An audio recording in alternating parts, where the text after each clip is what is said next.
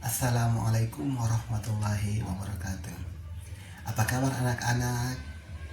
Nah, hari ini kita berjumpa lagi untuk mata pelajaran ekonomi. Nah, sebelum kita belajar, terlebih dahulu kita berdoa dengan membaca surat Al-Fatihah. Kita mulai. A'udzubillahi minasyaitonirrajim. Bismillahirrahmanirrahim. Alhamdulillahirabbil alamin. Ar-Rahmanir-Rahim. Maliki yaumiddin. Iyyaka na'budu wa iyyaka nasta'in. Ihdinas siratal mustaqim. Siratal ladzina an'amta 'alaihim ghairil maghdubi 'alaihim waladdallin. Nah, oke anak-anak.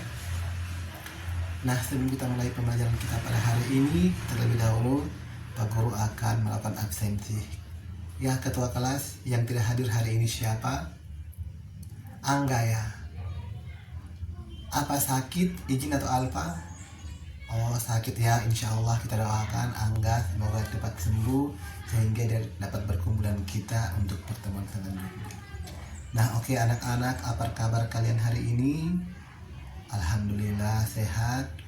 Nah, anak-anak, hari ini kita akan mempelajari materi tentang inflasi. Nah, adapun tujuan daripada pembelajaran kita pada hari ini adalah bagaimana peserta didik dapat mengidentifikasi inflasi. Nah, di pertemuan sebelumnya kita sudah mempelajari materi tentang indeks harga konsumen. Nah, Pak Guru tanya kalian di Siti masih ingat tidak apa itu indeks harga? Ya, bagus. Indeks harga itu adalah suatu fenomena di mana digunakan untuk mengukur yang namanya tingkat harga dari tahun ke tahun. Nah, dari indeks harga tersebut kita akan menggunakan untuk yang namanya menghitung inflasi. Nah, sebelum kita mulai materi tentang inflasi, Pak Guru akan bertanya, nah, apakah yang kalian rasakan di masyarakat ketika kalian berbelanja di tahun-tahun sebelumnya dan tahun ini, apakah harganya mengalami perubahan? Dan apakah perubahan tersebut dia mengalami kenaikan atau penurunan? Nah, oke, jawabannya bagus. Jadi harga barang setiap tahun itu mengalami peningkatan atau kenaikan. Nah, itu yang disebut dengan inflasi. Nah, terus selanjutnya, nah, dampak apa yang terjadi daripada kenaikan harga barang-barang tersebut di pasar maupun di toko-toko? Nah, sudah tentu dia punya dampak terhadap kehidupan masyarakat. Nah, apakah Indonesia itu mempunyai utang yang ada di luar negeri? Ya, Ahmad? Ya, benar. Indonesia mempunyai utang yang ada di luar negeri yang begitu banyak sampai 7.000-an triliun rupiah. Nah, pertanyaannya dari Pak Guru, mengapa sehingga negara tidak mencetak uang yang begitu banyak untuk membayar utang negara tersebut? Nah, jawabannya tidak. Nah, karena apa? Karena dia berpengaruh terhadap inflasi tersebut.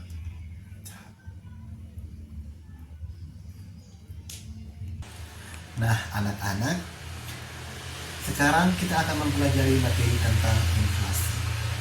Begitu banyak permasalahan dan problematika yang terjadi di Indonesia dan di masyarakat kita saat ini adalah masalah tentang inflasi. Nah, untuk mengetahui apa itu inflasi, bagaimana penyebab-penyebabnya, bagaimana dampaknya, dan bagaimana cara menghitungnya, maka Pak Guru akan menampilkan tayangan video dari YouTube tentang kenaikan harga barang menjelang Hari Raya Idul Fitri maupun Hari Raya Idul Adha. Nah, masalah inflasi begitu penting untuk dipelajari. Kenapa? Karena mengandung begitu banyak aspek ya dalam kehidupan sehari-hari, di mana berakibat kepada pendapatan masyarakat maupun daya beli dari masyarakat.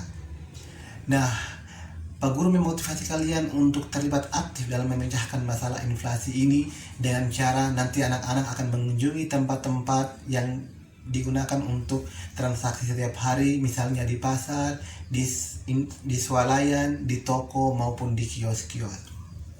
Nah, untuk mempelajari atau untuk memecahkan masalah tersebut, nah silakan anak-anak duduk berdasarkan kelompok yang heterogen, di mana terdapat kelompok laki-laki, di mana dalam kelompok terdapat siswa laki-laki dan siswa perempuan. Silahkan anak-anak membaca artikel tentang inflasi atau tentang kenaikan harga barang dari tahun ke tahun dan dampak yang dirasakan oleh masyarakat.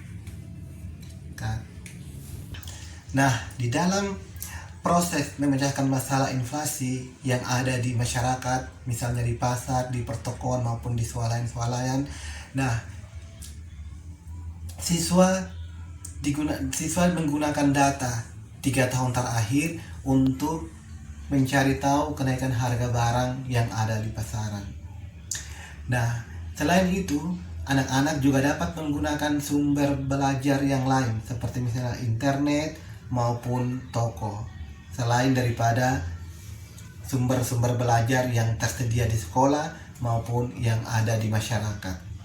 Nah, selanjutnya masalah data yang sudah kalian peroleh tentang kenaikan harga barang secara 3 tahun terakhir. Nah, yang dicari itu adalah 9 bahan pokok yang mengalami kenaikan harga dari 3 tahun terakhir, yaitu dari tahun 2023, tahun 2024, dan tahun 2025. Nah, dari data yang kalian peroleh, silahkan kalian menghitung, terus kalian memecahkan bagaimana inflasi tersebut terjadi di masyarakat di Indonesia maupun di negara kita, dan bagaimana tindakan yang dilakukan oleh pemerintah untuk mengatasi inflasi tersebut. Iya.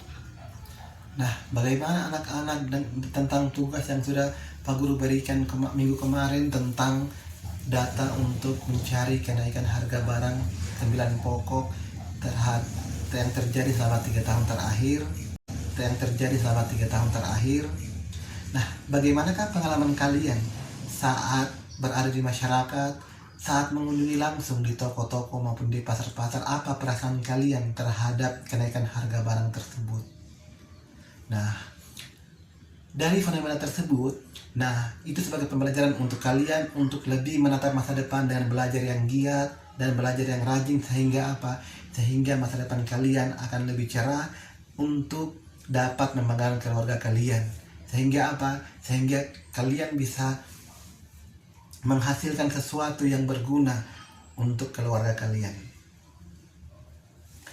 Nah, oke, silakan kelompok yang satu untuk mempresentasikan hasil pemecahan masalahnya dari inflasi dan bagaimana dampak yang terjadi di masyarakat serta solusi yang diberikan.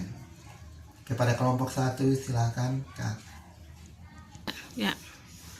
Nah, dari hasil diskusi yang disampaikan oleh kelompok satu tadi, maka dapat diketahui bahwa masalah inflasi yang terjadi di masyarakat, diakibatkan karena apa? Diakibatkan karena jumlah uang yang beredar di masyarakat itu sudah sangat banyak, di mana daya belinya tinggi, sehingga apa? Sehingga nilai mata uang yang ada di dalam masyarakat itu dia mengalami penurunan.